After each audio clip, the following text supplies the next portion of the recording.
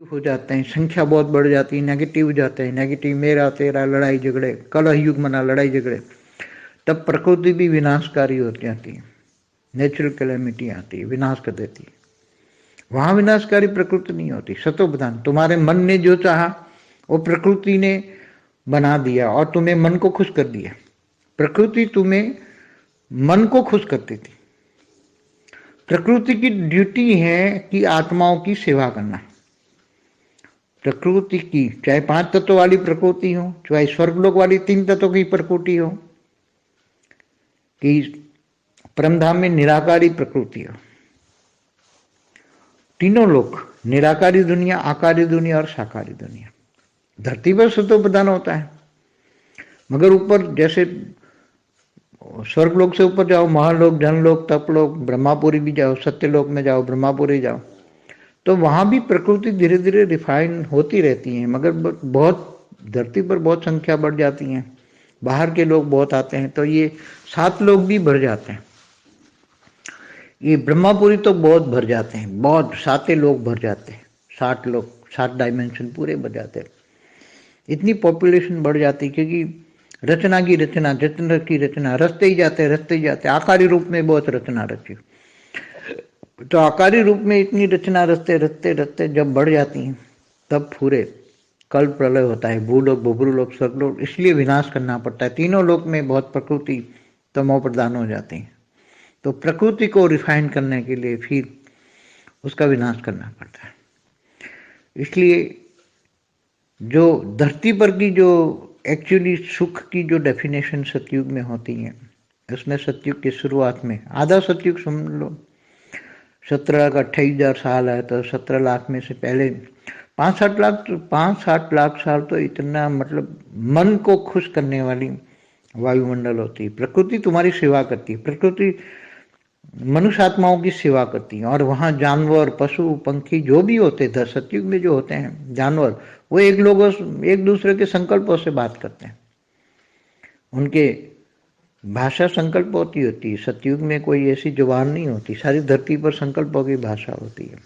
पशु पक्षी इतना, मतलब उसका आवाज जो होता है, मतलब संकल्पों की शक्ति होती है, उसका हल्का सा आवाज निकलता है पशु पंखी जानवरों का थोड़ा, मगर वो मधुर होता है। पशु पंखी जब कलरव करते हैं, उनकी जो एकदम, तो बहुत सुखदायी होते, सुख देने वाले पशु पक्षी होते हैं। वहाँ ये ऐसा, ये टाइगर, वो उसको ये ऐसे एकदम सतोप्रधान, वो भी पशु पक्षी भी ये वायुमंडल से इतने तृप्त होते हैं कि वो भी, पशु पक्षी भी सतोप्रधान होते हैं, वो तमोप्रधान नहीं होता है। आज का जो दुनिया देख रहे हो, कलयुगी दुनिया, ऐसे वहाँ नहीं होती है। चाहे टाइगर भी हो, चाहे शेर भी हो, तो वो प्रकृति के नियम से बना हुआ है, तो वो सतोप्रधान होता है।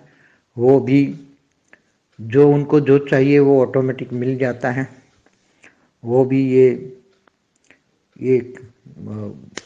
फल होते हैं, तो वो फल का जूस वो भी पीते हैं, जानवर भी पीते हैं, पशु पंक्षी भी जानवरों का ये पीते हैं। वहाँ कोई एक दूसरे को हिंसा नहीं करते, वहाँ हिंसा होती नहीं, सतयुग में हिंसा होती नहीं। तो ये प्रकृति के 5 तत्व जो होते हैं, तो सतोप्रधान से तमोप्रधान इतने धीरे धीरे धीरे सतयुग देता द्वापर कलयुग आते आते क्यों बन गया? क्योंकि आत्माएं ढेर बढ़ने लगी, फिर इच्छाएं बढ़ने लगी, फिर राजाएं हुई, राजाएं फिर धरती पर छोटे छोटे राजा हो गए। त्रेता में धीरे धीरे धरती पर छोटे छोटे राजा होने लगे, फिर राजा आपस में लड़ने लगे, राजा और प्रजा आपस में टकराने लगी।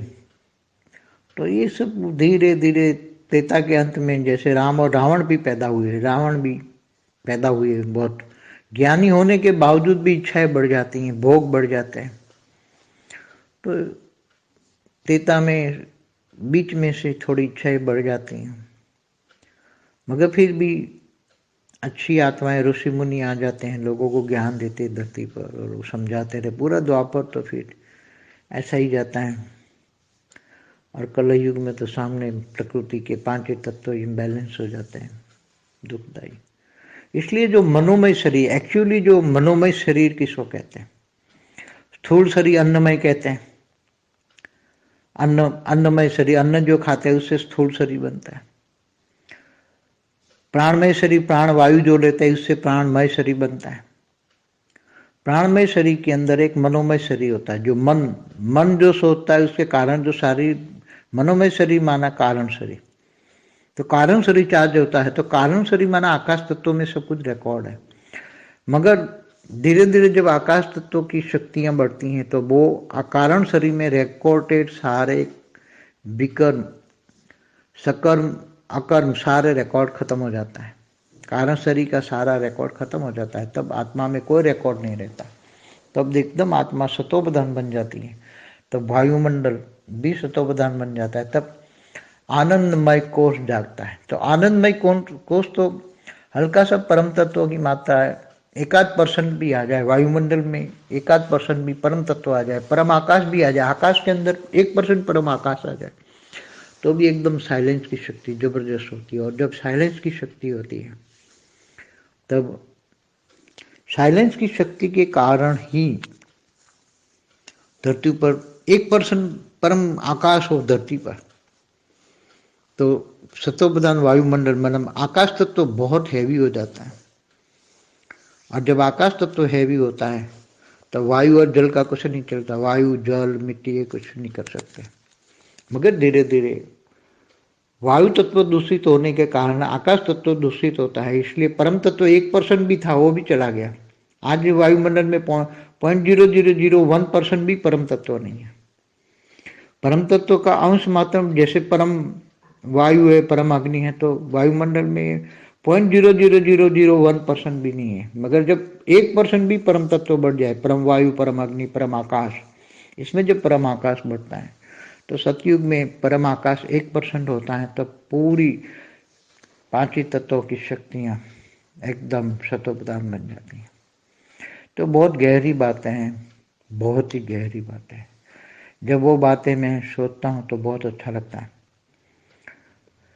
जैसे एकदम पहाड़ नदियाँ भी होती हैं, तो पहाड़ नदियाँ भी एकदम रिफाइन हो जाते हैं। बारिश होती है, नदियाँ बहती हैं, तो नदियों में अगर कोई सरोवर भी होता है तो सरोवर में स्नान करो तो जल भी एकदम शीतल होता है। मतलब जैसे क्षीर सागर जो बोला ना, क्षीर सागर तो विष्णुपुरी में होता है। क्षीर, क्षीर दूध को कहते हैं वैसे, क्षीर सागर वो एकदम सफेद दूध जैसा होता है, सफेद दूध जैसा क्षीर सागर तो विष्णुपुरी में होता है। मगर धरती पर भी क्षीर सागर का अंश मात्र होता है। जब विष्णुपुरी में आकाश तत्व की मात्रा ज्यादा होती है, वहां आकाश तत्व 10% होता है और वायु तत्व परम आकाश, विष्णुपुरी में परम आकाश 10%, परम वायु 20%, परम अग्नि फीट, तो वहां परम तत्व 50% होते हैं, तो भी वो क्षीर सागर कहते हैं। विष्णुपुरी को क्षीर सागर कहते हैं उसको, इसलिए वहां सुख, वहां परम विष्णुपुरी में परम सुख होता है। फिर भी जब विष्णु के अवतार होते हैं तो लोग विष्णुपुरी में रहने वाले कई आत्माएं इनके साथ अवतार लेके आते हैं कि हमें धरती पर भगवान के साथ अवतार लेना है। तो फिर भी ये इच्छाएं होती हैं कि भगवान के साथ हम जाएं, अवतार लें, भगवान को कुछ मदद करें, चाहे भले ड्रामा में उसका अवतार में उसका पार्ट न हो तो भी जबरदस्ती आ जाएंगे। मगर जब वो शिव బేహద్ పరం మహాశాంతి బాపూజీ సైన్సు ఆధ్యాత్మిక జ్ఞానము ఫ్యూచర్ కొత్త ప్రపంచం ఎలా ఉంటుంది అనేటువంటి టాపిక్ గురించి మనము 2 వీడియోలు విన్నాము. ఇప్పుడు 3వ వీడియో క్లిప్పింగ్ హిందీలో ఇంతవరకు బాపూజీ చెప్పింది విన్నారు. దీనికి తెలుగు అనువాదం. బాపూజీ నిన్న వీడియోలో ప్రకృతి వినాశకారి, అంటే ప్రాకృతిక వైపరీత్యాల ద్వారా వినాశనం అనేది చేస్తుంది. అక్కడ వినాశము ప్రకృతి మొత్తం ఏమీ కాదు. అక్కడ అసలు ప్రకృతి సతో ప్రధానంగా ఉంటుంది. మీ మనసు ఏది కోరుకుంటే అది ప్రకృతి తయారు చేసి ఇస్తూ ఉంటుంది. మీ యొక్క మనసుని ఖుషి చేస్తూ ఉంటుంది. ప్రకృతి మీ మనసుని ఖుషి చేయటం దాని యొక్క డ్యూటీగా, ఆత్మలందరూ సేవ చేయుటకు సేవాధారిగా ఉంటూ ఉంటుంది. అంటే పంచతత్వాలు ప్రకృతి కూడా సత్యయుగంలో మీకు సేవాదారిగా ఉంటాయి. భలే స్వర్గలోకంలో ఉన్నటువంటి 3 తత్వాల ప్రకృతి కానివ్వండి, పరంధామంలో నిరాకారి ప్రకృతి కానివ్వండి, 3 లోకాల్లో నిరాకారి ప్రపంచము, ఆకారి ప్రపంచము, సాకార ప్రపంచము ఉన్నది. ఈ బ్రహ్మాండంలో భూమిపైన ఎప్పుడైతే సతో ప్రధాన ప్రపంచం ఉంటుందో దానికి పైన స్వర్గలోకం, దానికి పైకి ఇంకా వెళ్లే కొద్దికి మహర్లోకం, జనలోకం, తపలోకం, బ్రహ్మపురి కూడా ఉన్నది. అలా వెళ్తే సత్యలోకం వరకు వెళితే బ్రహ్మపురినే సత్యలోకం అని అంటారు. బ్రహ్మపురికి వెళ్తే అక్కడ ప్రకృతి నెమ్మదిగా రిఫైన్ అవుతూ ఉంటుంది.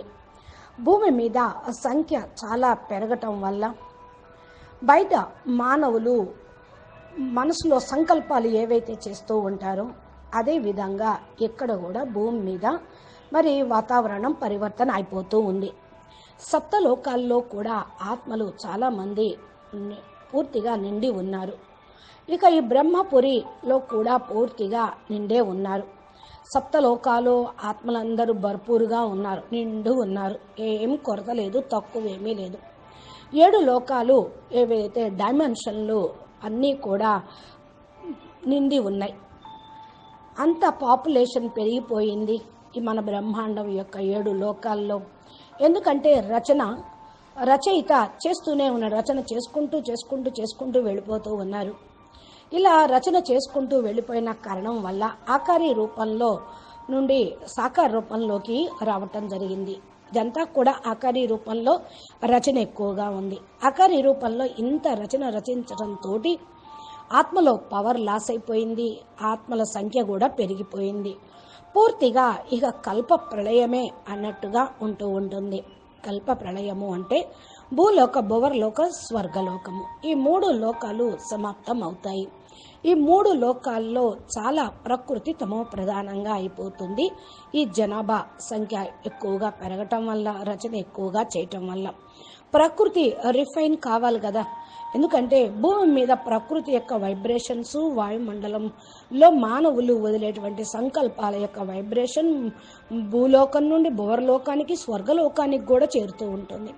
అందుకని మరి పంచతత్వాల్ని బ్యాలెన్స్ చేయటానికి 3 లోకాల్లో తమో ప్రధానం ప్రకృతిని చేంజ్ చేయటానికి, రిఫైన్ చేయటం కోసం అక్కడ వినాశనం అనేది చేయాల్సి వస్తుంది. వినాశనము అంటే ఆ 3 లోకాలు సమాప్తం అవ్వటం. ఏదైతే భూమి మీద యాక్చువల్లీ సుఖం ఏదైతే ఉందో అది సత్యుగంలోనే ఉంటుంది. దాన్ని సత్యయుగ ప్రారంభంలో ఉన్నది. ఇక సగం సత్యయుగం అయిపోవటంతో అనగా 17,28,000 సంవత్సరాలులో పూర్తిగా 5-7 లక్షల సంవత్సరాలు పూర్తవటంతో మనసు చాలా ఖుషిగా ఉంటుంది. అప్పటి వరకు వాయుమండలంలో కూడా, ప్రకృతిలో కూడా పూర్తిగా ఆనందదాయకంగా ఉంటుంది. ప్రకృతి మీకు సేవ చేస్తూనే ఉంటుంది. ప్రకృతిని మనుషులు వారు సేవ చేయించుకోవటం కోసం నిమిత్తమయ్యే చేసుకునే ఉన్నారు. ఇకపోతే జంతువులు, పశుపక్షులు ఏదైతే ఉన్నాయో సత్యుగంలో అవన్నీ కూడా ఒకరికొకరు సంకల్పాలతోటే మాట్లాడుకుంటూ ఉండేవాళ్ళు. అక్కడ సంకల్పాల భాషే ఉంటుంది. ఎక్కువగా వాక్కును నడిపించటం, నోటితోటి చెప్పటం అనేది ఉండదు. ఈ భూమి పైన సంకల్పాల యొక్క భాష పశుపక్షాదులకి ఉన్నది, వాక్కుకు అతీతంగా ఉండేవాళ్ళు.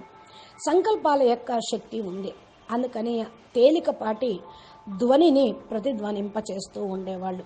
పశు, పక్షి, జంతువులు కొద్దిగా మరి ఈ విధమైనటువంటి స్థితిని కలిగి ఉంటూ ఉంటారు.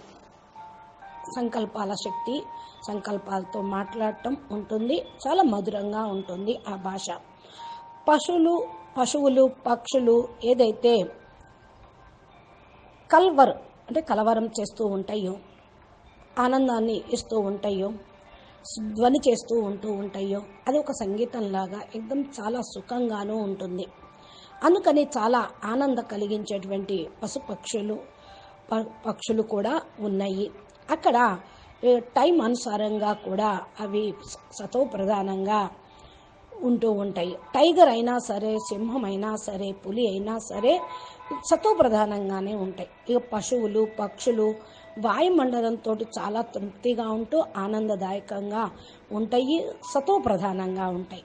ఇక సత్యుగంలో తమో ప్రధానం అనేది లేనే లేదనే చెప్పవచ్చు. ఈరోజు ఏదైతే ప్రపంచాన్ని చూస్తూ ఉన్నారో, కలియుగి ప్రపంచము, ఇలాంటి వాతావరణం కానీ సిచ్యువేషన్ కానీ అక్కడ సత్యుగంలో ఉండదు. భలే టైగర్ అయినా సరే, షేర్ పులి అయినా సరే, సింహం అయినా సరే ప్రకృతి నియమానికి విరుద్ధంగా ప్రవర్తించవు. ప్రకృతి నియమంలో బందీకృతమై ఉంటూ ఉంటాయి.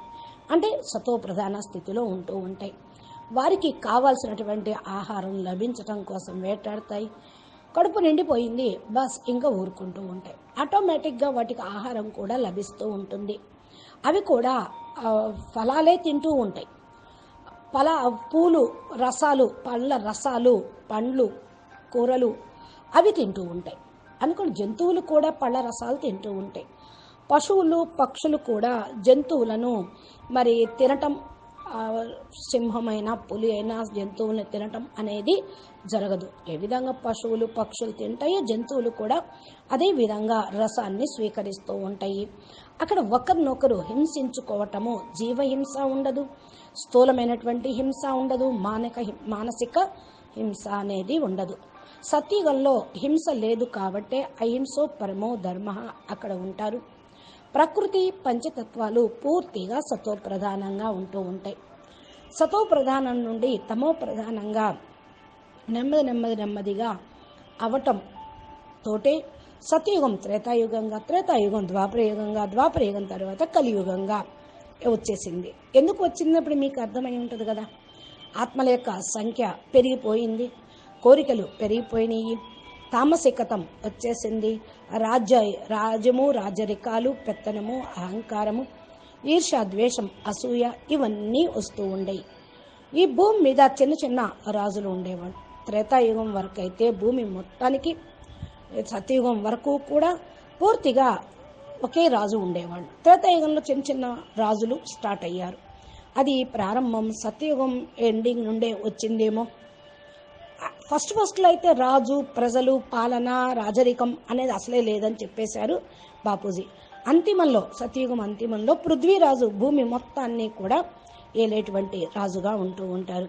తర్వాత కలియుగంలో వచ్చినప్పుడు రాజులు, ప్రజలు పరస్పరం కలిహించుకోవటం జరుగుతూ ఉంది. నెమ్మదిగా త్రేతాయుగం ఎండింగ్ వచ్చేటప్పటికి ఏ విధంగా మనం చూస్తూ ఉన్నాం. రాముడు, రావణాసుడు పుట్టడము, రావణాసుడు పుట్టడంతో మరి ఆయనంత జ్ఞాని అయినప్పటికీ కూడా ఆయన లోపల కోరికలు పెరిగిపోవటము, భోగం పెరిగిపోవటము, త్రేతాయుగం మధ్యలో నుంచి కోరికలు ఇంకా పెరిగిపోవటము, పరస్త్రీ అపహరణ, ఋషులు మునులుని హింసించటం జరిగింది. ఈ యొక్క ఋషులు మునులు వచ్చింది కూడా త్రేతాయుగంలోనే. వాళ్ళు జ్ఞానం ఇస్తూ ఉండేవాళ్ళు, భూమి మీద ఉండేటువంటి మానవులకి అర్థం చేయిస్తూ ఉండేవాళ్ళు. పూర్తిగా ద్వాపరయుగం వచ్చేటప్పటికి ఇంకా వాళ్ళు దోపురు, ధర్మము, రాజ్యము వేరైపోయింది. కలియుగంలో అయితే ప్రకృతి పంచతత్వాలు ఇన్బ్యాలెన్స్డ్ అయిపోయింది. అందుకనే చెప్తారు, ధర్మం సత్యయుగంలో 4 పాదాలు ఉంటాయి, త్రేతాయుగంలో 3 పాదాలు ఉన్నది, ద్వాపరయుగంలో 2 పాదాలు ఉన్నాయి, కలియుగంలో అయితే కుంటికాలతోటే ధర్మం నడుస్తుంది అంటారు. అంటే అక్కడ మానవులు అందరూ పూర్తిగా ధర్మభ్రష్ట, కర్మభ్రష్టంగా, దుఃఖదాయిగా ఉంటారు. పంచతత్వాలు ఇన్బ్యాలెన్స్గా ఉంటూ ఉంటాయి. మరి ఏదైతే మనోమయ శరీరం ఉందో అది మనోమయ శరీరం అందేంటంటారు, యాక్చువల్గా మనసునే అంటూ ఉంటారు. స్థూల శరీరాన్ని అన్నమయ కోశమని, అన్నమయ శరీరమని, అన్నం తినటం ప్రారంభమవుతూ ఉంటుంది. స్థూల శరీరం దానికి అనుసారంగా తయారవుతూ ఉంటుంది. ప్రాణమయ శరీరం ప్రాణవాయువును స్వీకరించేది. ఇది సూక్ష్మ శరీరానికి సంబంధించింది. ప్రాణమయ శరీరం తయారవుతూ ఉంటుంది. ప్రాణమయ శరీరం లోపల ఒక మనోమయ శరీరం ఉంటుంది. ఇది మనసుకు సంబంధించింది. కారణ శరీరము మనసు ఏదైతే ఆలోచిస్తూ ఉంటుందో దాని అనుసారంగా మనోమయ శరీరం అనేది తయారు అవుతూ ఉంటుంది. కాబట్టి ఏదైతే మరి ఇక్కడ మనోమయ శరీరం, కారణ శరీరం దగ్గరికి వచ్చామో, ఇక కారణ శరీరం నెగిటివ్ సంకల్పాల వల్ల ఛార్జింగ్ అనేది డిశ్చార్జ్ అయిపోతుంది, పవర్ లాస్ అవుతుంది. కారణ శరీరం అంటే ఆకాశతత్వంతో కూడింది. దానిలోనే అన్ని రికార్డింగ్స్ ఉంటాయి. మనసు చేసేటువంటి సంకల్పాలు, మానవులు కర్మేంద్రియాలు చేసేటువంటి కర్మలు నెమ్మదిగా దాంట్లో రికార్డింగ్ ఉన్నాయి. అందుకని ఆస్ట్రల్ రికార్డ్స్ అని, ఆకాశతత్వంలో రికార్డింగ్స్ ఉన్నాయని చెప్పడం కారణం ఇదే. నెమ్మదిగా ఎప్పుడైతే ఆకాశతత్వంలో శక్తి పెరుగుతూ ఉంటుందో కారణ శరీరంలో రికార్డింగ్స్ అన్నీ కూడా మరి పూర్తిగా ఛార్జ్ అయి ఉంటూ ఉంటాయి. ఎక్కడైతే మరి కారణ శరీరంలో వికర్మ, సకర్మ, అకర్మ అనే రికార్డింగ్స్ ఉంటూ ఉంటాయో దాన్ని బట్టి కారణ శరీరాన్ని బట్టి జన్మ మరణాలు వస్తూ ఉంటాయి. ఈ ఎప్పుడైతే ఖతమైపోతూ ఉంటాయో కారణ శరీరం రికార్డింగ్ మొత్తం ఖతమైపోతుంది. అప్పుడు ఆత్మ ఏ రికార్డు లేని కారణం వల్ల ఏకదం ఆత్మ సతో ప్రధానంగా అవుతుంది. అప్పుడు వాయుమండలం సతో ప్రధానంగా అయిపోతుంది. ఆనందమయ కోశం అప్పుడు జాగృతమవుతుంది. అనగా ఎప్పుడైతే మనోమయ శరీరంలో కారణ శరీరంలో వికర్మలు, అకర్మలు, సుకర్మలు ఏవి లేకుండా డిలీట్ అయిపోతాయో అప్పుడు ఆనందమయ కోశం జాగృతమవుతుంది. ఆనందమయ కోశం చాలా అల్కాగా పరమతత్వాల యొక్క శాతము సగం పర్సెంటేజో, 0.5%, 1% వచ్చేస్తుంది. వాయుమండలంలో సగం పర్సెంటేజీ పరమతత్వం రావటంతో పరమ ఆకాశతత్వం కూడా వచ్చేస్తుంది. ఆకాశతత్వం లోపల 1% పరమ ఆకాశతత్వం వస్తుంది. ఏకదం సైలెన్స్ యొక్క శక్తిని వాళ్ళు జబర్దస్తుగా అనుభవం చేసుకుంటూ ఉంటారు. ఎప్పుడైతే సైలెన్స్ యొక్క శక్తి పెరుగుతూ ఉంటుందో ఆ సైలెన్స్ శక్తి యొక్క కారణం వల్ల భూమి మీద 1% పరమ ఆకాశము అనేది భూమి మీద కూడా వచ్చేస్తూ ఉంటుంది. సతో ప్రధాన వాయుమండలం తయారవుతుంది. ఆకాశతత్వం చాలా హెవీగా ఉంటుంది. ఎప్పుడైతే ఆకాశతత్వం హెవీగా ఉంటూ ఉంటుందో అప్పుడు వాయువు, జలము అనేది ఏమీ కూడా ఉండదు. వాయువు, జలము, మట్టి అసలు ఏమీ ఉండదనే చెప్పాలి. అంటే నెమ్మదిగా వాయుతత్వం దూషితమైన కారణం వల్ల ఆకాశతత్వం దూషితమైంది కదా. ఇప్పుడు వాయుతత్వం క్లీన్ అయిపోతే ఆకాశతత్వం కూడా సతో ప్రధానంగా అవుతుంది. పరమ తత్వం 1% ఉన్న కారణం వల్ల ఇదే నడిపిస్తూ ఉంటుంది. ఈరోజు వాయుమండలంలో 0.001% మాత్రమే కూడా 1% కూడా పరమతత్వం లేదనే చెప్పవచ్చు. పరమతత్వం యొక్క అంశం మాత్రమే అని అంటే ఇక 0.001% కూడా లేదు కదా పాయింట్ దగ్గర నుండి. మరి పరమవాయువు ఎలా వస్తుంది, పరమ అగ్ని ఎలా ఉంటుంది? వాయుమండలంలో పర్సంటేజ్ అసలు ఏ కోశాన పరమతత్వాలు, పరమ అగ్ని కానీ, వాయువు కానీ, పరమ ఆకాశతత్వం కానీ లేనే లేదు. కానీ ఎప్పుడైతే మరి 1% పరమతత్వం పెరుగుతుందో పరమ వాయువు, పరమ అగ్ని, పరమ ఆకాశం వీటిలో పరమ ఆకాశతత్వం ఎక్కువగా ఉంటుంది. సతీగంలో ఆకాశతత్వం 1% ఉన్న కారణం వల్ల పూర్తిగా పంచతత్వాల్లో కూడా శక్తి అనేది వస్తుంది. అనగా పరివర్తన అయ్యి పంచతత్వాలు సతో ప్రధానంగా పరమతత్వాలుగా అవుతాయి అనేటువంటి విషయం.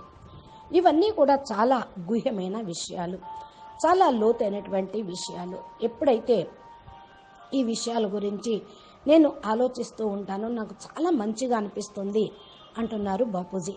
ఏకదం పూర్తిగా పర్వతాలపైన, నదులపైన మరి రిఫైన్ వాయువు ప్రశాంతత ఉంటుందో అలా అనిపిస్తూ ఉంటుంది. ఇప్పుడు చూడండి, సతో ప్రధాన వాతావరణం ఉంటే నదులు, పర్వతాలపైన రిఫైన్గా ఎప్పుడు కావాలంటే అల్కాస అవసరమైనప్పుడు వర్షం అనేది కురుస్తూ ఉంటుంది. నదులు ప్రవహిస్తూ ఉంటాయి. నదుల్లో కూడా మరి సరోవరాల్లో కూడా మంచి నీరు అనేది ఉంటూ ఉంటుంది. సరోవరంలో స్నానం చేయండి, పూర్తిగా జలం ఏకదం శీతలంగా ఉంటూ ఉంటాయి. అంటే ఏ విధంగా క్షీర సముద్రంలో ఉన్నట్టు అనిపిస్తూ ఉంటుంది. క్షీర సముద్రము విష్ణుమూర్తి దగ్గర వైకుంఠంలో ఉంది అని చెప్తారు. క్షీరం అంటే ఏంటి?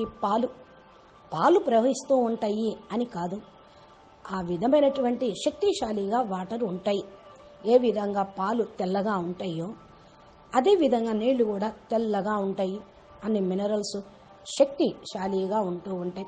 క్షీర సముద్రము అనేది విష్ణుపురిలో ఉంటుంది అని చెప్తారు. కానీ భూమి మీద క్షీరసాగరం అంశం మాత్రమైనా ఉండాలి కదా. అందుకని ఇక్కడ దీని గురించి విష్ణుపురిలో ఆకాశతత్వము యొక్క శాతము కొద్దిగా ఎక్కువగానే ఉంటుంది.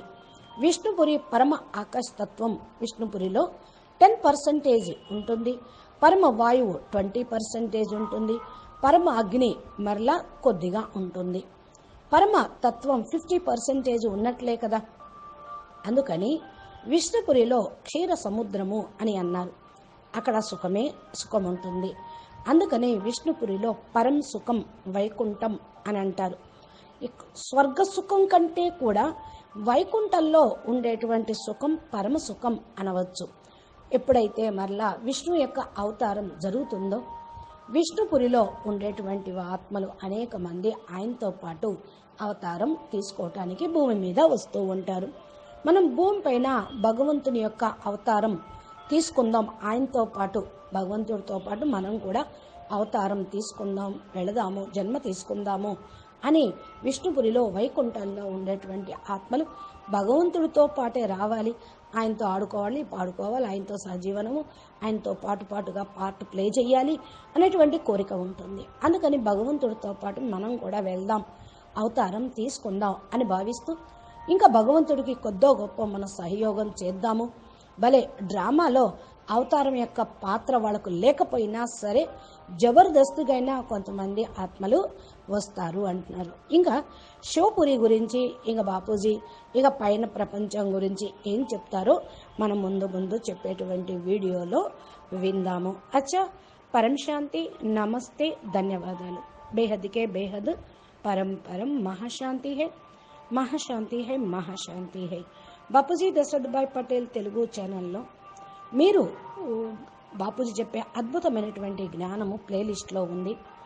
ఇలాంటి వీడియోలు మీరు రోజు వినాలి అంటే మా ఛానల్ని సబ్స్క్రైబ్ చేసి తెలుగు ఛానల్ని గంట సింబల్ని ప్రెస్ చేయండి. నోటిఫికేషన్ రూపంలో బాపూజీ అప్లోడ్ చేసే తెలుగు వీడియోలు మీ మొబైల్కి వస్తూ ఉంటాయి. జ్ఞాన మార్గంలో నడవటానికి ఆది మధ్య అంత జ్ఞానము, బ్రహ్మాండ జ్ఞానం, గెలాక్సీ జ్ఞానం, యూనివర్సల్ జ్ఞానం, బేహద్ద జ్ఞానం వరకు బాపూజీ చెప్పినటువంటి అద్భుతమైనటువంటి జ్ఞానాన్ని వింటూ మీ డౌట్స్ అన్నీ క్లియర్ చేసుకొని ఎవరికన్నా ఇలాంటి డౌట్స్ను మీరు క్లియర్ చేయాలి అనుకుంటే మా వీడియోల ద్వారా వాళ్ళకి అందించండి, షేర్ చేయండి, లైక్ చేయండి, మంచి కామెంట్ పెట్టండి. అచ్చా, పరం శాంతి, నమస్తే, ధన్యవాదాలు.